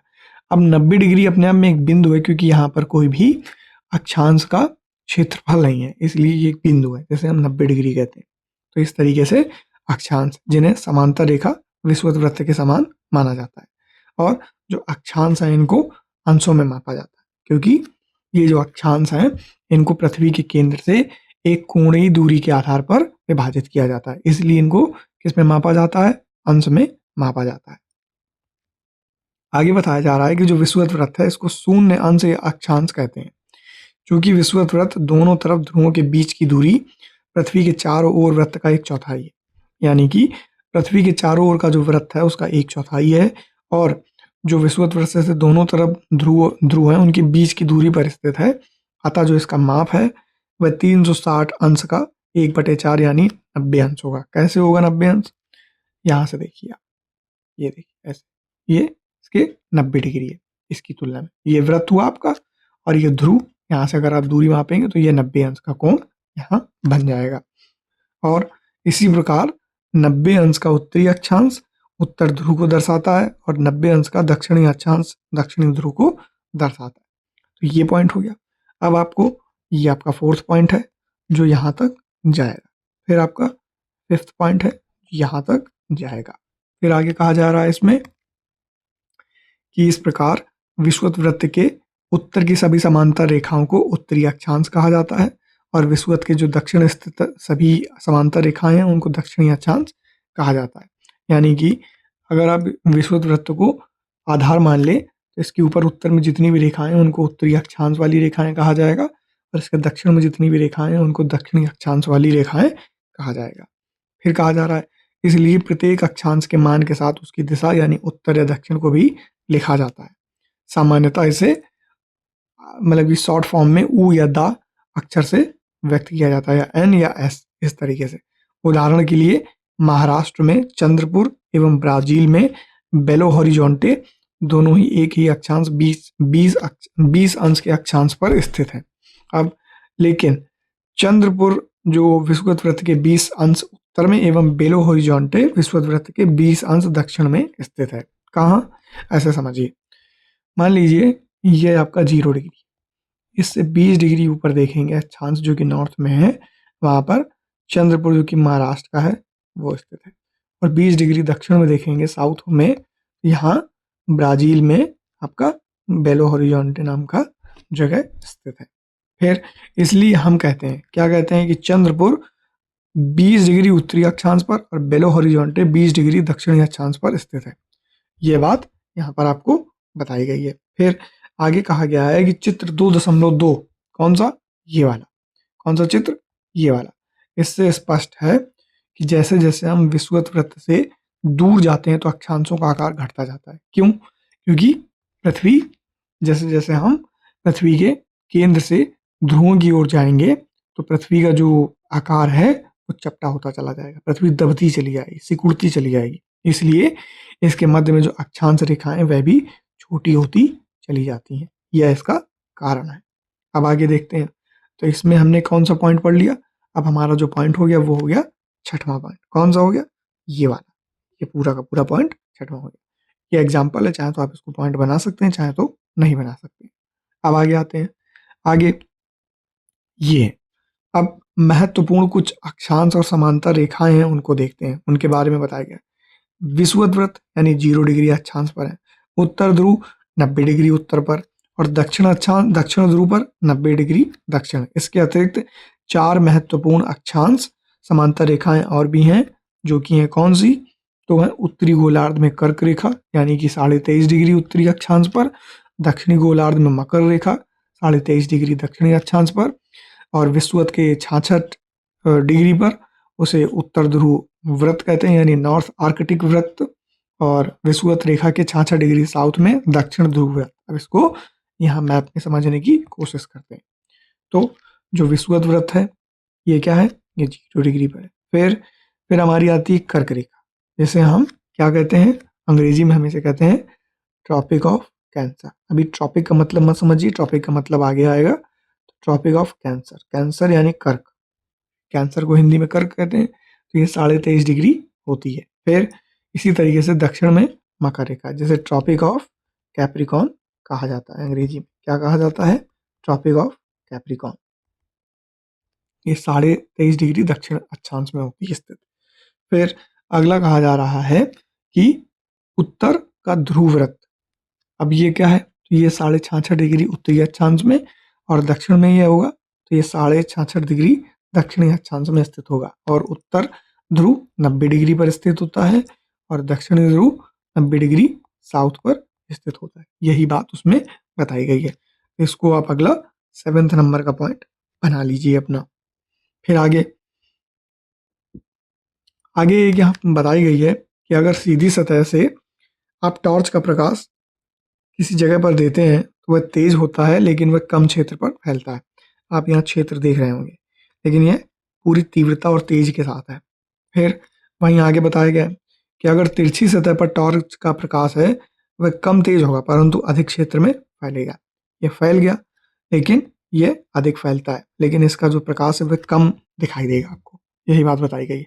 अब इसका कोई ना कोई तो संबंध होगा हमारे पृथ्वी से, इसलिए बता रहे हैं, तो उसको देखते हैं।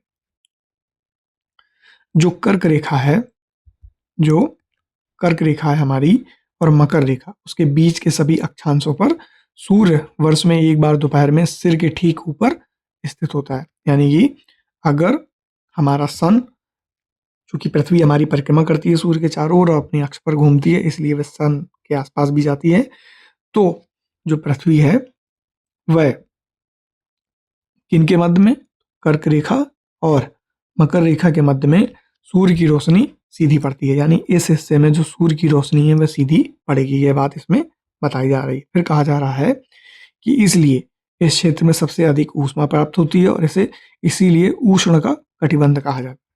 इसलिए इसको उष्ण कटिबंध कहा जाता है। यानी कि कटिबंध जिसको हम अंग्रेजी में जोन कहते हैं, तो यह है ट्रॉपिकल जोन। कौन सा? तो ये पूरा का पूरा 23.5 डिग्री नॉर्थ से 23.5 डिग्री साउथ के बीच का। फिर आगे कहा गया है जो कर्क रेखा और मकर रेखा के बाद किसी भी अक्षांश पर दोपहर का सूर्य कभी भी सिर के ऊपर नहीं होता है। तो ये जो आपका पॉइंट है ये 8वें नंबर का पॉइंट हो गया और ये आपका 9वें नंबर का पॉइंट हो गया। फिर जो ध्रुव की तरफ सूर्य की किरणें हैं वह तिरछी हो जाती हैं। इस प्रकार उत्तरी गोलार्ध में कर्क रेखा एवं उत्तर ध्रुव वृत्त तथा दक्षिणी गोलार्ध में मकर रेखा एवं दक्षिणी ध्रुव वृत्त के बीच वाले क्षेत्र का तापमान मध्यम रहता है। क्यों? क्योंकि यह किरणें तिरछी हो जाती हैं। क्यों हो जाती हैं अभी आगे पता चलेगा आपको।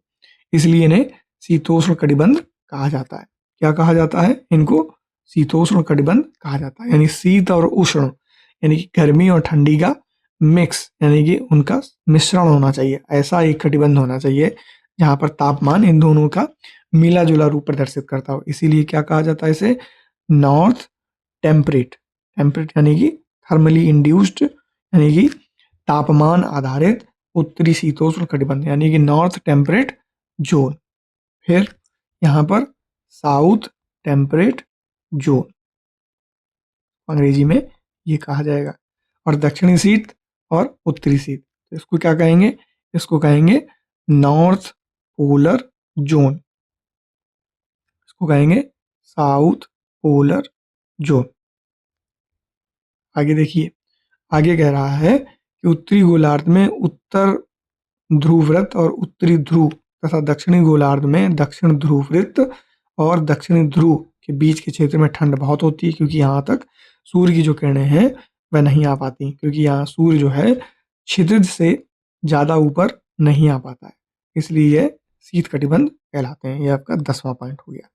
अब आते हैं, हमने अक्षांश पढ़ लिए जो कि पृथ्वी पर जो केंद्र का एक वृत्त है उसके समानांतर रेखाएं अलग अलग डिग्री में। अब हम देशांतरों के बारे में जानने की कोशिश करते हैं। देशांतर क्या चीज़ है? तो जो देशांतर है ये हमारा 11वां पॉइंट हो जाएगा। किसी स्थान की स्थिति को बताने के लिए उस स्थान के अक्षांश के अतिरिक्त कुछ और जानकारियों की आवश्यकता भी होती है। आप देख सकते हैं कि प्रशांत महासागर में स्थित टोंगा द्वीप, हिंद महासागर में स्थित मॉरिशस द्वीप एक ही अक्षांश यानी कि 20 डिग्री दक्षिण पर स्थित है। उनकी सही स्थिति जानने के लिए यह पता करना होगा कि उत्तरी ध्रुव को दक्षिणी ध्रुव से जोड़ने वाली संदर्भ रेखा से पूर्व या पश्चिम की ओर इन स्थानों की दूरी कितनी है। अब हमने अक्षांश में क्या देखा कि हमें किसी स्थान की जो स्थिति है वह नॉर्थ से साउथ के मध्य में ऐसे ऐसे पता चल जाएगी, लेकिन अगर पूर्व से पश्चिम में पता करनी हो इस तरीके से तो उसके लिए हम देशांतर का उपयोग करते हैं। किसका उपयोग करते हैं? देशांतर का। तभी तो हम किसी एग्जैक्ट लोकेशन पर जा पाएंगे, नॉर्थ, साउथ, ईस्ट और वेस्ट, और फिर हम एक पिन पॉइंटेड लोकेशन को बता पाएंगे। इसलिए हम देशांतर का इस्तेमाल प्रथमतया करते हैं। इसके अलावा भी उपयोग है देशांतर के, उनका भी इस्तेमाल किया जाएगा। फिर इन संदर्भ में जो रेखाओं को देशांतरीय याम्योत्तर कहते हैं और उनके बीच की दूरी को देशांतर के अंशों में मापा जाता है। जिस प्रकार आपने अक्षांशों को अलग अलग समानांतर दूरी के आधार पर बांटा था, उसी तरीके से देशांतर में भी ये आपको एक दूरी दिख रही होगी, फिर एक ये दूरी, तो इनको भी कुछ न कुछ अंतर में बाँटा गया, वो भी पृथ्वी के केंद्र से एक कोणीय दूरी के आधार पर।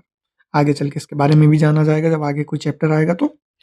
तो प्रत्येक अंश को, जो प्रत्येक अंश है यानी देशांतर का एक अंश है, उसको 1 मिनट में और मिनट को सेकंड में भी विभाजित किया जाता है। यानी कि हम इस दूरी को मिनट में और सेकंड में बाँट सकते हैं। किसमें? मिनट और सेकंड में। और कभी-कभी ज़्यादा दूरी है दूर की, तो उसको हम घंटों में भी बाँट सकते हैं। यह बात यहाँ पर बताई गई है। फिर आगे कहा गया है कि यह एक प्रकार के अर्धवृत्त है, यानी कि साउथ पोल से और यहाँ नॉर्थ पोल के बीच में एक पूरा का पूरा अर्धवृत्त एक तरफ बनेगा और दूसरा वृत्त इसी को पूरा करता हुआ दूसरी तरफ बनेगा।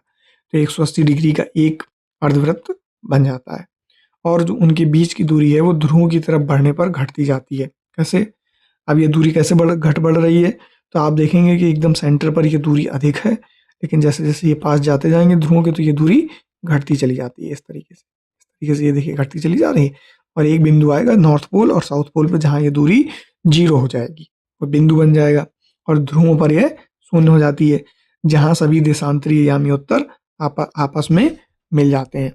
फिर जो अक्षांश है, वह समानांतर रेखाओं से भिन्न सभी देशांतरी यामी-उत्तरों की लंबाई समान होती है। यानी कि आपने देखा होगा कि ये जो अक्षांश हैं, इनकी देखिए लंबाई घट बढ़ रही है ना, पोल के पास जाएँगे तो घटती चली जाती है और पोल से दूर जाएँगे तो बढ़ती चली जाती है। लेकिन वहीं देशांतर, इनकी लंबाई एक जैसी रही है। इसकी जो लंबाई है, इसकी जो लंबाई है, इसकी जो लंबाई है, इसकी जो लंबाई है, वह एक जैसी ही रहने वाली है। यह बात यहाँ पर बताई गई है हमें। फिर आगे कहा गया है कि इसलिए इन्हें सिर्फ मुख्य संख्याओं में व्यक्त करना कठिन था। तब सभी देशों ने निश्चय किया कि ग्रीनविच, जहाँ ब्रिटिश राज की वेधशाला है, ये है वह। क्या है? ये जो लाइन है, इसको हमने एक मानक देशांतर रेखा मान लिया, जो कि ब्रिटेन में राजकीय वेधशाला है, जिसका नाम ग्रीनविच लेबोरेटरी है। वहाँ पर हमने इसको जो प्रधान रेखा है देशांतर की, उसको मान लिया हमने। किसे? तो ये ब्रिटेन के पास से गुजरने वाली रेखा को हमने मान लिया। अब कहा गया है कि गुजरने वाली यामी-उत्तर से पूर्व और पश्चिम की ओर गिनती शुरू हुई है, यानी कि इधर भी गिनती करेंगे और इधर भी गिनती करेंगे दूरी के हिसाब से। और इस यामी-उत्तर को प्रमुख यामी-उत्तर यानी कि प्राइम मेरिडियन कहा गया। क्या कहा गया? प्राइम मेरिडियन कहा गया अंग्रेजी में। फिर इसका जो मान हमने 0 डिग्री निश्चित कर दिया। कितना निश्चित कर दिया? और यहाँ से हम 180 पूर्व और 180 पश्चिम तक गणना कर सकते हैं। कैसे? तो 180 से जैसे यहाँ जाएँगे तो कुछ-कुछ डिग्री बढ़ता चला जाएगा, तो ये हमारा पश्चिम हो जाएगा। कुछ डिग्री अंतर पर एक अगली रेखा होगी, वह हमारी पूर्व की रेखा होगी। और प्रमुख यामी-उत्तर तथा 180 यामी-उत्तर मिलकर पृथ्वी को 2 समान भागों, पूर्वी गोलार्ध और पश्चिमी गोलार्ध में विभक्त करती हैं। अब ये कैसे करती हैं कि ये जो रेखा है, इसको 20 से अगर आप काट देंगे तो इधर का हिस्सा पश्चिम का और इधर का हिस्सा पूर्व का हो जाएगा। ये बात यहाँ पर बताई गई है आपको। और आगे कहा गया है कि इसलिए किसी स्थान के देशांतर के आगे पूर्व के लिए अक्षर पू और पश्चिम के लिए अक्षर पा का उपयोग करते हैं। अंग्रेजी में वेस्ट और ईस्ट डब्ल्यू या ई का इस्तेमाल किया जाएगा। अब यह जानना रोचक होगा कि 180 पूर्व और 180 पश्चिम यानी उत्तर एक ही रेखा है। आगे जाकर के ये जो रेखाएं हैं एक ही रेखा में मिल जाती हैं, जो कि 180 डिग्री की रेखा है, क्योंकि दो रेखाएं 180 डिग्री की नहीं बन सकती हैं। फिर आगे बताया गया कि अब ग्लोब पर अक्षांश समानांतर रेखाएं हैं जो कि, और देशांतरी यामी उत्तरों के द्वारा बनी हुई ग्रिड को देखो। ये देखिए एक ग्रिड बनती है ऐसे, एक ये ग्रिड बन गई, एक ये ग्रिड बन गई।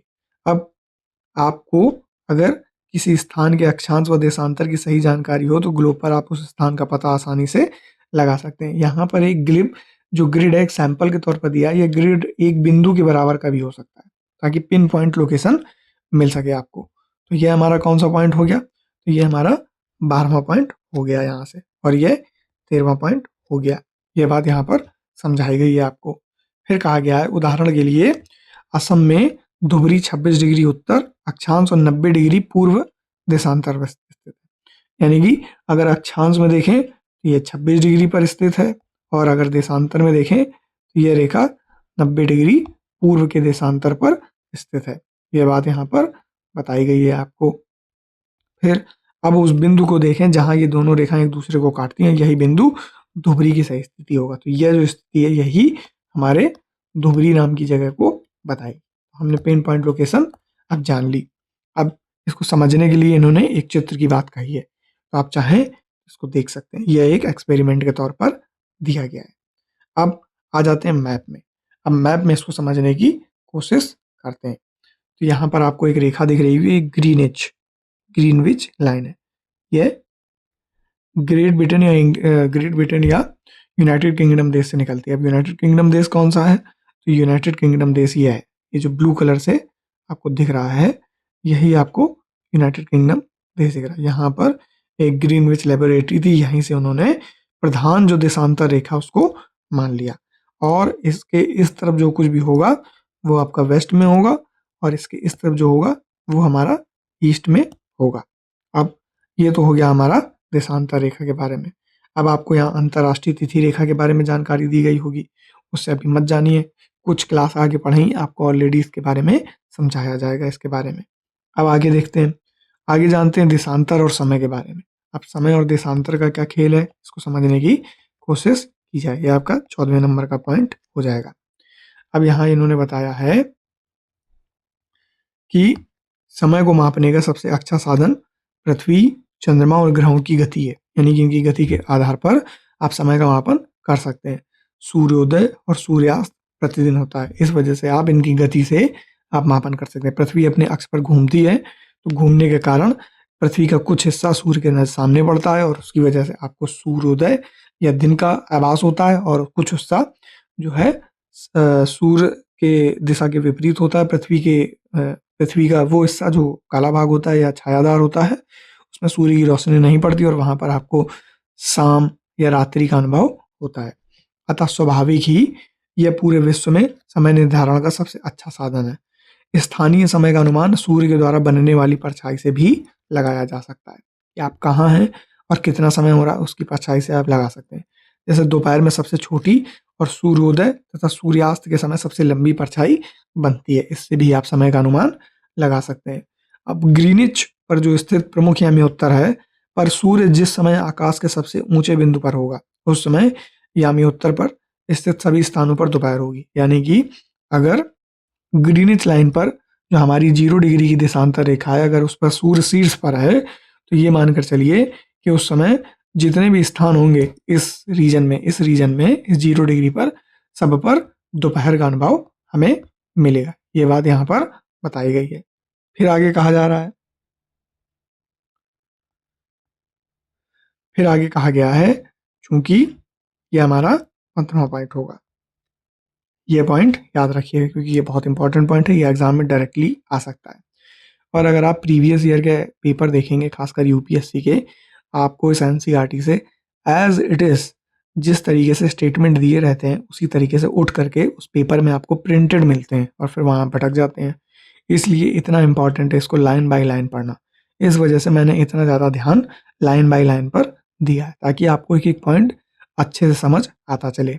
फिर आगे बताया गया है, चूंकि पृथ्वी पर पश्चिम से पूर्व की ओर, यानी कि हम पश्चिम से पूर्व की ओर जाएं, वेस्ट टू ईस्ट जाएं, तो पृथ्वी जो है पश्चिम से पूर्व की ओर चक्कर लगाती है। अतः वे स्थान जो ग्रीनिच के पूर्व में है उनका समय ग्रीनिच समय से आगे होगा। मान लीजिए कि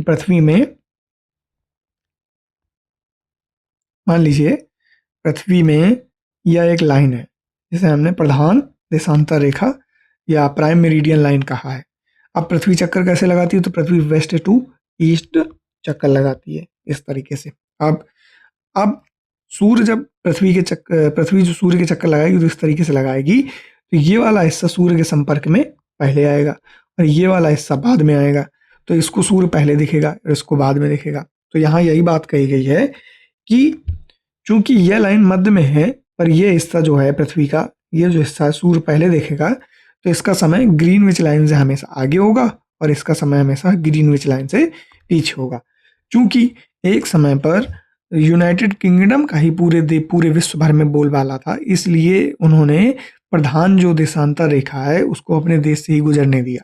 यह कारण है। आप चाहें तो भारत से भी गुजार सकते हैं, और हमारे देश का जो इंडियन स्टैंडर्ड टाइम है उसकी जो देशांतर रेखा है वह तो अलग ही होगी। तो इस वजह से ऐसा है। इस वजह से थोड़ा समझने में आपको दिक्कत आ रही होगी, लेकिन कारण ये था इसका। फिर आगे कहा जा रहा है कि पूर्व में जो है उसका ग्रीनिश समय से आगे समय होगा और पश्चिम में उसका समय पीछे रहेगा। समय की अंतर की जो दर है निम्नलिखित विधि से ज्ञात की जा सकती है। कैसे ज्ञात की जा सकती है, इसको समझने की कोशिश करते हैं। कैसे? पृथ्वी 24 घंटे में अपने अक्ष पर पूरा 360 डिग्री घूम जाती है, यानी पूरा का पूरा एक चक्कर लगा लेती है। अब अगर वह 1 घंटे में, अब अगर इसको 1 घंटे से नापें तो 1 घंटे में वह 15 डिग्री घूमेगी। कितना घूमेगी? 15 डिग्री घूमेगी। कैसे घूमेगी? तो आप अगर डिवाइड करके देखेंगे 360 को तो आपको 1 डिग्री का मान समझ आ जाएगा। कैसे समझ आ जाएगा? आप इसको डिवाइड करके देखिए। 24 को आप 360 से डिवाइड करेंगे, 24 का भाग एक बार जाएगा और उसके बाद आपको जो आंसर मिलेगा उससे आप डिवाइड कर सकते हैं इसको इस तरीके से। आप इसको इस तरीके से डिवाइड करके देखेंगे तो आपको इससे आपका उत्तर मिल जाएगा। अब ये 15 डिग्री 1 मिनट में घूमेगी। ये 24 घंटे की बात होगी, हमने 1 मिनट निकाल लिया। अब हम इसको कुछ और अंतर निकालते हैं। अभी तो हमने ये 1 घंटे की बात कही, 24 घंटे और 1 घंटे, लेकिन हम अगर इसको मिनट में निकालना हो तो यह 4 मिनट में 4 मिनट में कितना घूमती है? तो 1 डिग्री घूमती है। यह हमारा और छोटा आंकड़ा आ गया ताकि हम और पिन पॉइंट लोकेशन निकाल लें। अब ये कह रहा है कि इस प्रकार अगर ग्रीनविच टाइम में दोपहर के 12 बजे हैं तो ग्रीनविच से हमने कहा था आपसे कि यहाँ 15 डिग्री अलग अलग रेखाएं होती हैं, इस तरीके से अलग अलग रेखाएं होती हैं। वो 180 डिग्री तक जाती हैं और उनकी एक निश्चित दूरी होती है। तो उसी तरीके से अगर आप यहाँ पर हैं और यहाँ पर दोपहर का 12 बजा है तो आप ये सोचेंगे यहाँ से 15 डिग्री अगर आप मूव करेंगे अपने अंश को तो यहाँ पर क्या समय होगा? तो यहाँ 1 घंटा आगे का समय 1 बज चुका होगा। कितना बज चुका होगा? 1 बज चुका होगा। मैं और आपको अच्छे से समझाने की कोशिश करता हूँ। इसको हटा देते हैं थोड़ी देर के लिए। मान लीजिए आप यहाँ 0 डिग्री पर हैं। अब आप यहाँ 15 डिग्री पर देखेंगे तो इसके बीच में सूर्य चूंकि यहाँ पहले आएगा और यहाँ बाद में आएगा तो यहाँ 1 घंटा समय बीत चुका होगा, तो यहाँ 1 बजा होगा और यहाँ 12 ही बजा होगा, क्योंकि यहाँ 12 बजे की बात कही गई है। फिर तो यहाँ 15 डिग्री पूर्व में आपको 60 मिनट का अंतर मिल जाएगा, यानी 1 घंटा आगे रहेगा, अर्थात वहाँ दोपहर का 1 बजा होगा। यह बात यहाँ पर समझाई गई है। इसको 16वां पॉइंट मान लीजिए, ये आपके एग्जाम्पल के तौर पर काम करेगा। और ग्रीनविच से जो 15 पश्चिम है, चूंकि अभी सूर्य यहाँ है और सूर्य यहाँ आएगा फिर यहाँ आएगा, तो यहाँ पर 11 बजा होगा। पीछे करते चले जाइए समय को, तो पश्चिम का जो समय है ग्रीनविच समय से 1 घंटा पीछे होगा, यानी वहां सुबह के 11 बजे होंगे। कौन से? 11 AM वाले, एंटी मेरिडियन यानी कि मेरिडियन से पहले, और पोस्ट मेरिडियन यानी मेरिडियन के बाद। फिर इस प्रकार जब ग्रीनविच पर दोपहर के 12 बजे होंगे तो उस समय 180 डिग्री पर मध्य रात्रि होगी। क्यों? क्योंकि ये 0 डिग्री आगे चल करके 180 डिग्री का कोण पीछे से बना देगा और वहां पर मध्य रात्रि होगी, क्योंकि सूर्य इस हिस्से पर चमकदार है तो पिछले हिस्से पर छाया होगी। इस वजह से 180 डिग्री पर मध्य रात्रि होगी और उसके आसपास के जितने भी कोण हैं उन सब में मध्य रात्रि या आपको शाम का अनुभव होगा। यह बात हो गई। अब आगे देखते हैं 17वें पॉइंट पर। किसी भी स्थान पर जब सूर्य आकाश में अपने उच्चतम बिंदु पर होता है तो दोपहर में उस समय घड़ी में 12 बजते हैं दिन के, और इस प्रकार गाड़ी के द्वारा दिखाया गया समय उस स्थान का स्थानीय समय होता है। फिर आप देख सकते हैं कि दिए गए देशांतरी यामी उत्तर पर सभी स्थानों का स्थानीय समय समान है। कहाँ? तो यह बात यहाँ के बारे में बताई गई है। अब इसको समझने की कोशिश करते हैं कैसे सबका देशांतरी समय कैसे डिसाइड होगा। यहाँ आप देखेंगे कि भारत की स्थिति ये है। क्या है? कुछ इस तरीके से भारत लगभग 5.5 5 ये घंटे, क्योंकि हर 15 डिग्री पर 1 घंटा होता है और ये सारे के सारे जो कोण हैं ये 15 डिग्री पर डिवाइडेड हैं डिग्रीज। तो भारत 5.5 घंटे आगे, क्योंकि भारत 82 डिग्री हाफ यानी कि 82.5 डिग्री ग्रीनविच लाइन से आगे, और इसका अंतर अगर आप निकालेंगे डिग्री में घंटों में तो ये 5.5 घंटे का आगे हो जाएगा। ठीक कैसे? तो 15 को अगर आप 5 से डिवाइड करेंगे तो कितना हो जाएगा? 15 को अगर आप 5 से डिवाइड करेंगे तो 75 बार जाएगा और बाकी बचा हुआ जो हिस्सा है वह भी 1 बार जाएगा, वह भी आधे बार जाएगा। तो इसलिए यह 5 डिग्री आधे घंटे हो जाएगा। आप डिवाइड करके देख लें 15 से 82.5 को, आपको आइडिया लग जाएगा। तो हम जो बात कर रहे थे कि यहाँ का भी एक अपना मानक समय होगा और वहाँ पर भी दिन में 12 बजेंगे। लेकिन यहाँ का 12 और यहाँ का 12 उसमें अंतर होगा। यहाँ पहले 12 बजेगा भारत में और यहाँ 12 बाद में बजेगा। ये बात यहाँ पर आपको बताई गई है। उसी तरीके से आप पश्चिम में आएँगे तो जब यहाँ 12 बज चुका होगा तब यहाँ सुबह होगी, लेकिन धीरे-धीरे सूर्य, क्योंकि पश्चिम से पूर्व गति करती है पृथ्वी हमारी, तो सूर्य यहाँ आएगा और यहाँ पर 12 बजेगा कहीं पर। ये बात यहाँ पर आपको बताई गई है। अब आगे बताया गया है कि हम मानक समय को क्यों मानते हैं, तो ये हमारा 18वां पॉइंट है। अलग-अलग यामी उत्तर पर स्थित स्थानों के स्थानीय समय में अंतर होता है। उदाहरण के लिए बहुत से देशांतरों से होकर गुजरने वाली रेलगाड़ियों के लिए समय सारणी तैयार करना कठिन होता है। जैसे भारत में गुजरात के द्वारका यहाँ पर और असम के डिब्रूगढ़ कहाँ, तो यहाँ कहीं, सॉरी असम का डिब्रूगढ़ यहाँ है, कि स्थानीय समय में लगभग 1 घंटा 45 मिनट का अंतर होगा, क्योंकि दो जो देशांतर हैं उनके मध्य में दूरी अधिक है, वह 15 डिग्री से भी अधिक की दूरी है, इसलिए यह समय का अंतर दिख रहा है। इसलिए यह आवश्यक है कि देश के मध्य भाग से होकर गुजरने वाली किसी यामी उत्तर के स्थानीय समय को देश का मानक समय माना जाए। इसलिए हमने देश को 2 अलग-अलग भागों में विभाजित कर दिया और उसके बीच से एक रेखा गुजारी जो कि 82 डिग्री, 82.5 डिग्री पूर्व में है। पूर्व में क्यों है? क्योंकि ग्रीनविच जो हमारी लाइन है, जो प्राइम मेरिडियन लाइन है, उससे हमारी जो स्थिति है वो पूर्व में आती है, इसलिए हम पूर्व में हैं।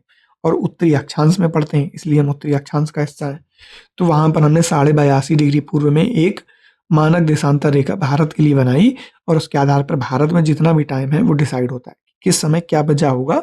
ये 82.5 डिग्री जो रेखा है पूर्व देशांतरी, उसके आधार पर तय होता है।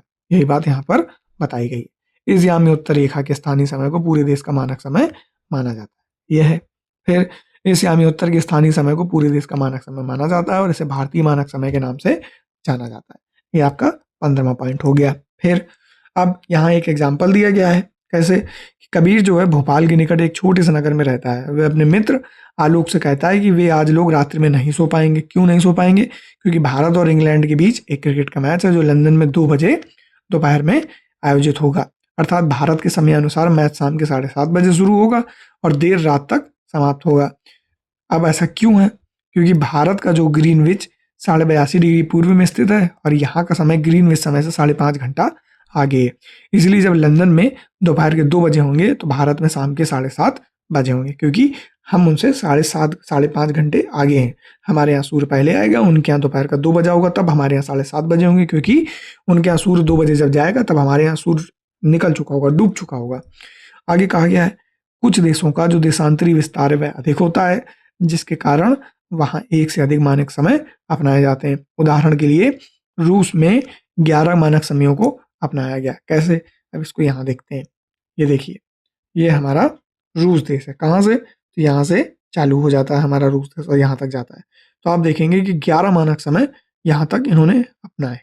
कहाँ से? यहाँ से, एकदम एक से लेकर के शुरू किया है इन्होंने। अब इस वजह से रूस में 11 मानक समय।